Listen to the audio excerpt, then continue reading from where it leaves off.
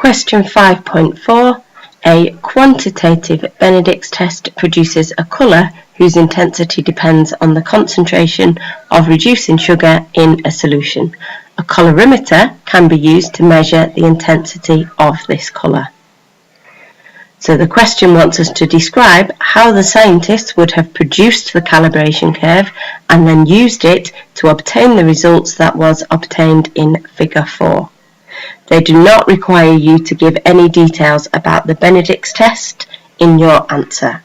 So for 3 marks, the first marking point is for making reference to the fact that they would have to make up some known concentrations of maltose solution. They would have to know what this concentration is so that when they put it in the colorimeter, they can then produce their calibration curve.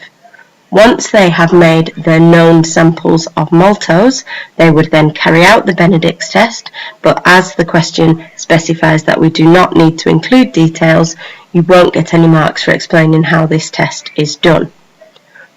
Once you've carried out the Benedict's test, you'll see a colour change in your samples of maltose.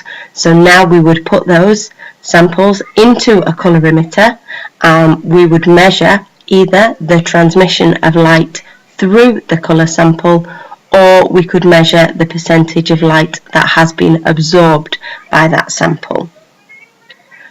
Once we have our colorimeter values for each of our known solutions, we can then draw our graph, which will help us produce our calibration curve. So in order to draw the graph, we would have to have our known concentrations along the x-axis, and then up the y-axis we would have the colorimeter reading, whether that is the percentage absorbency or the percentage transmitted. Once we have those plots, we would then draw our calibration curve on there by drawing our curve or line of best fit.